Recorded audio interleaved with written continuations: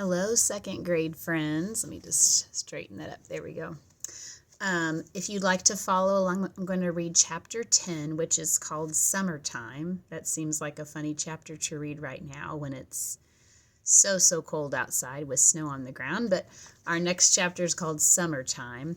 And it would be really good if you would follow along with your finger, with your eyes at least. This is actually Jay's book from when he was in second grade. He still has all of the books he's read during his time at the Latin school. So I'm just going to read to you. If you need to ever pause the video to catch up or to go find something or turn the page, you can just pause it and then start it again. But this is on page 177. It's called Summertime. This is chapter 10. Now it was summertime and people went visiting. Sometimes Uncle Henry or Uncle George or Grandpa came riding out of the big woods to see Pa. Ma would come to the door and ask how all the folks were, and she would say, "Charles is in the clearing." Then she would cook more dinner than usual, and dinner time would be longer. Pa and Ma and the visitor would sit talking a little while before they went back to work. Sometimes Ma let Laura and Mary go across the road and down the hill to see Mrs. Peterson. The Petersons had just moved in. Their house was new and always very neat because Mrs. Peterson had no little girls to muss it up. She was a Swede. She was from Sweden. And she let Laura and Mary look at the pretty things she had brought from Sweden, laces and colored embroideries and china. Mrs. Peterson talked Swedish to them, and they talked English to her, and they understood each other perfectly. She always gave them each a cookie when they left, and they nibbled the cookies very slowly while they walked home. Laura nibbled away exactly half of hers, and Mary nibbled exactly half of hers, and the other halves they saved for baby Carrie. Then when they got home, Carrie had 2 half cookies, and that was a whole cookie. This wasn't right. All they wanted to do was to divide the cookies fairly with Carrie. Still, if Mary saved half her cookie while Laura ate the whole of hers, or if Laura saved half and Mary ate her whole cookie, that wouldn't be fair either. They didn't know what to do, so each saved half and gave it to baby Carrie, but they always felt that somehow that wasn't quite fair. Sometimes a neighbor sent word that the family was coming to spend the day. Then Ma did extra cleaning and cooking and opened the package of store sugar. And on the day set, a wagon would come driving up to the gate in the morning, and there would be strange children to play with.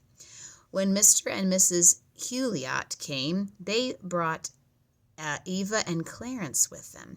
Eva was a pretty girl with dark eyes and black curls. She played carefully and kept her dress clean and smooth. Mary liked that, but Laura liked better to play with Clarence. Clarence was red-headed and freckled and always laughing. His clothes were pretty too. He wore a blue suit buttoned all the way up the front with bright gilt buttons and trimmed with braid, and he had copper-toed shoes. The strips of copper across the toes were so glittering bright that Laura wished she were a boy. Little girls didn't wear copper toes. Laura and Clarence ran and shouted and climbed trees while Mary and Eva walked nicely together and talked. Ma and Mrs. Hewliot visited and looked at a Godey's Ladies' Book, which Mrs. Hewliot had brought, and Pa and Mr. Hewliot looked at the horses and the crops and smoked their pipes. Once Aunt Lottie came to spend the day. That morning Laura had to stand still a long time while Ma unwound her hair from the cloth strings and combed it into long curls. Mary was already sitting primly on a chair, with her golden curls shining and her china blue dress fresh and crisp.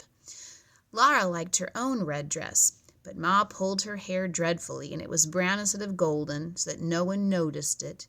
Everyone noticed and admired Mary's. "There," Ma said at last, "your hair is curled beautifully and Lottie is coming. Run meet her, both of you, and ask her which she likes best, brown curls or golden curls."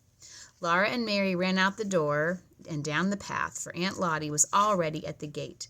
Aunt Lottie was a big girl, much taller than Mary. Her dress was a beautiful pink, and she was swinging a pink sunbonnet by one string.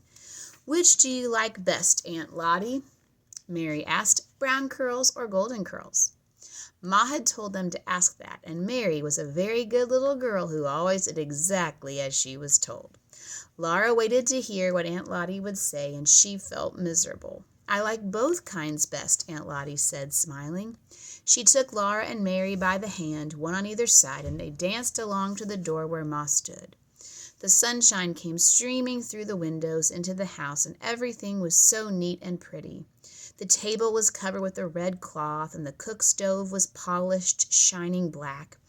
Through the bedroom door Laura could see the trundle bed in its place under the big bed. The pantry door stood wide open, giving the sight and smell of goodies on the shelves, and Black Susan came purring down the stairs from the attic where she had been taking a nap. It was all so pleasant, and Laura felt so gay and good that no one would ever have thought she might be as naughty as she was that evening. Aunt Lottie had gone, and Laura and Mary were tired and cross. They were at the woodpile gathering a pan of chips to kindle the fire in the morning. They always hated to pick up chips, but every day they had to do it. Tonight they hated it more than ever. Laura grabbed the biggest chip, and Mary said, "I don't care. Aunt Lottie likes my hair best anyway. Golden hair is lots prettier than brown." Laura's throat swelled tight, and she could not speak. She knew golden hair was prettier than brown. She couldn't speak, so she reached out quickly and slapped Mary's face. Then she heard Pa say, "Come here, Laura." She went slowly, dragging her feet. Pa was sitting just inside the door. He had seen her slap Mary. "You remember," Pa said, "I told you girls, you must never strike each other." Laura began, "But Mary said—" "That makes no difference," said Pa. "It is what I say that you must mind." Then he took down a strap from the wall, and he whipped Laura with the strap, so she got a spanking. Laura sat on a chair in the corner and sobbed. When she stopped sobbing, she sulked. She's pouting. The only thing in the whole world to be glad about was that Mary had to fill the chip pan all by herself. At last, when it was getting dark, Pa said again, "Come here, Laura." His voice was kind, and when Laura came, he took her on his knee and hugged her close. She sat in the crook of his arm, her head against his shoulder, and his long brown whiskers partly covering her eyes, and everything was all right again. She told Pa all about it, and she asked him, "You don't like golden hair better than brown, do you?" Pa's blue eyes shone down at her, and he said, "Well, Laura, my hair is brown." She had not thought of that. Pa's hair was brown and his whiskers were brown, and she thought brown was a lovely color, but she was glad that Mary had had to gather all the chips. In the summer evenings, Pa did not tell stories or play the fiddle. Summer days were long, and he was tired after he had worked hard all day in the fields. Ma was busy too. Laura and Mary helped her weed the garden, and they helped her feed the calves and the hens. They gathered the eggs, and they helped make cheese. When the grass was tall and thick in the woods, and the cows were giving plenty of milk, that was the time to make cheese. Somebody must kill a calf, for cheese could not be made without rennet, and rennet is the lining of a young calf's stomach. The calf must be very young, so that it had never eaten anything but milk. Laura was afraid that Pa must kill one of the little calves in the barn. They were so sweet. One was fawn-colored and one was red, and their hair was so soft and their large eyes so wondering. Laura's heart beat fast when Ma talked to Pa about making cheese. Pa would not kill either of his calves because they were heifers and would grow into cows. He went to Grandpa's and to Uncle Henry's to talk about the cheese making, and Uncle Henry said he would kill one of his calves. There would be enough rennet for Aunt Polly and Grandma and Ma. So Pa went again to Uncle Henry's and came back with a piece of the little calf's stomach. It was like a piece of soft, grayish-white leather, all rigid and rough on one side. When the cows were milked at night, Ma set the milk away in pans. In the morning, she skimmed off the cream to make it into butter later. Then when the morning's milk had cooled, she mixed it with the skimmed milk and set it all on the stove to heat. A bit of the rennet, tied in a cloth, was soaking in warm water. When the milk was heated enough, Ma squeezed every drop of water from the rennet in the cloth, and then she poured the water into the milk. She stirred it well and left it in a warm place by the stove. In a little while it thickened into a smooth, quivery mass. With a long knife, Ma cut this mass into little squares and let it stand while the curd separated from the whey. Then she poured it all into a cloth and let the thin, yellowish whey drain out. When no more whey dripped from the cloth, Ma emptied the curd into a big pan and salted it, turning and mixing it well.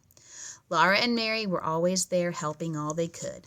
They loved to eat bits of the curd when Ma was salting it. It squeaked in their teeth. Under the cherry tree outside the back door, Pa had put up the board to press the cheese on. He had cut 2 grooves the length of the board and laid the board on blocks, one end a little higher than the other. Under the lower end stood an empty pail. Ma put her wooden cheese hoop on the board, spread a clean, wet cloth all over the inside of it, and filled it heaping full of the chunks of salted curd. She covered this with another clean, wet cloth and laid on top of it a round board, cut small enough to go inside the cheese hoop. Then she lifted a heavy rock on top of the board.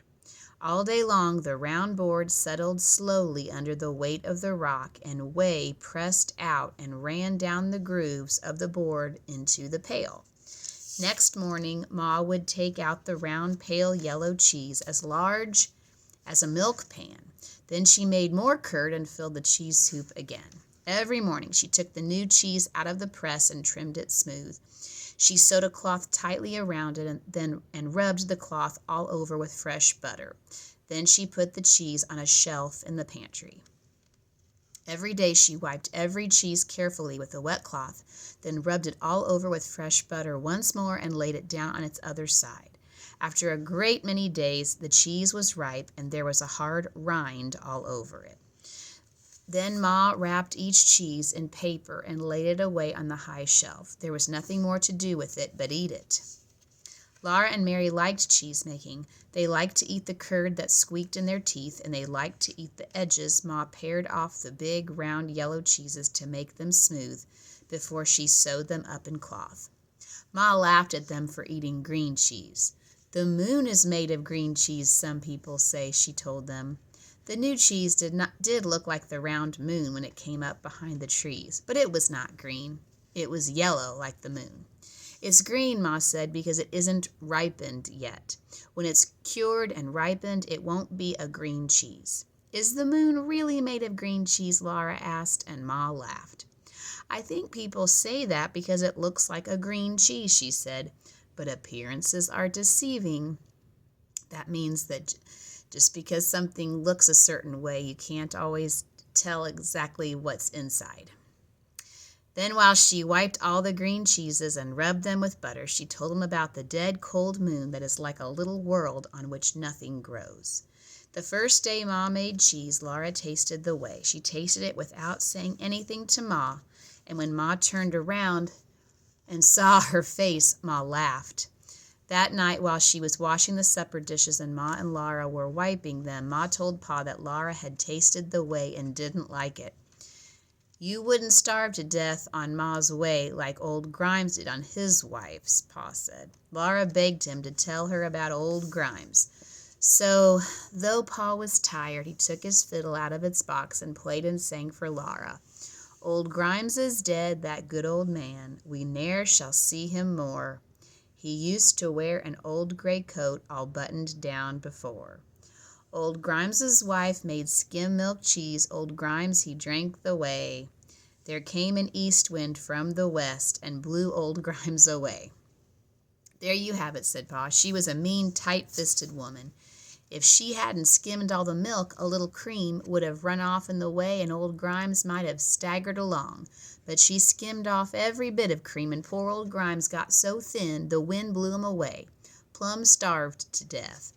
Then Pa looked at Ma and said, "Nobody's starved to death when you were around, Caroline." "Well, no," Ma said. "No, Charles, not if you were there to provide for us." Pa was pleased. It was all so pleasant, the doors and windows wide open to the summer evening, the dishes making little cheerful sounds together as Ma washed them and Mary and Laura wiped, and Pa putting away the fiddle and smiling and whistling softly to himself.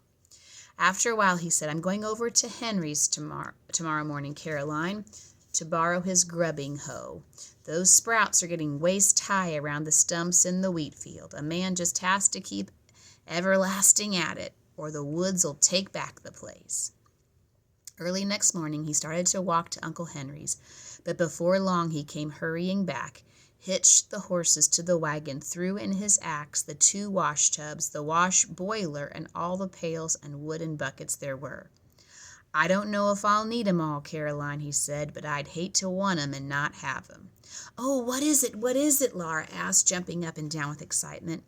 "Pa's found a bee tree," Ma said. "Maybe he'll bring us some honey." It was noon before Pa came driving home. Laura had been watching for him, and she ran out to the wagon as soon as it stopped by the barnyard, but she could not see into it. Pa called, "Caroline, if you'll come take this pail of honey, I'll go unhitch." Ma came out to the wagon disappointed. She said, "Well, Charles, even a pail of honey is something." Then she looked into the wagon and threw up her hands. Pa laughed. All the pails and buckets were heaping full of dripping golden honeycomb.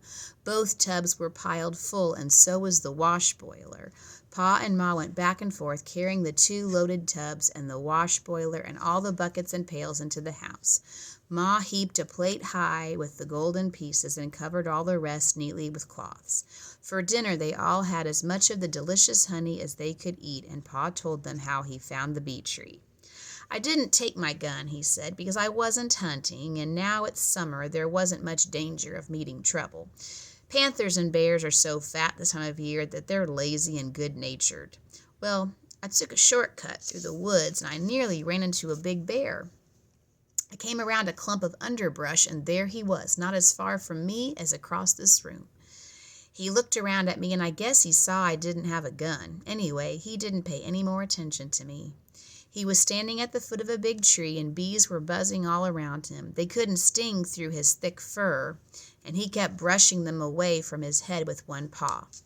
I stood there watching him, and he put the other paw into a hole in the tree and drew it out all dripping with honey. He licked the honey off his paw and reached in for more, but by that time I had found me a club. I wanted that honey myself, so I made a great racket, a lot of noise, banging the club against a tree and yelling. The bear was so fat and so full of honey that he just dropped on all fours and waddled off among the trees. I chased him some distance and got him going fast, away from the bee tree, and then I came back for the wagon. Laura asked him how he got the honey away from the bees. "That was easy," Pa said. "I left the horses back in the woods where they wouldn't get stung, and then I chopped the tree down and split it open." "Didn't the bees sting you?" "No," said Pa. "Bees never sting me." The whole tree was hollow and filled from top to bottom with honey. The bees must have been storing honey there for years. Some of it was old and dark, but I guess I got enough good, clean honey to last us a long time. Laura was sorry for the poor bees. She said, "They worked so hard and now they won't have any honey." But Pa said there was lots of honey left for the bees, and there was another large hollow tree nearby into which they could move. He said it was time they had a clean new home. They would take the old honey he had left in the old tree, make it into fresh new honey, and store it in their new house. They would save every drop of the spilled honey and put it away, and they would have plenty of honey again long before winter came. And that's the end of chapter 10. Thanks for listening, and I hope that you're enjoying your snow days and staying warm, and I miss seeing you, and I look forward to seeing you again soon. Thanks again for listening.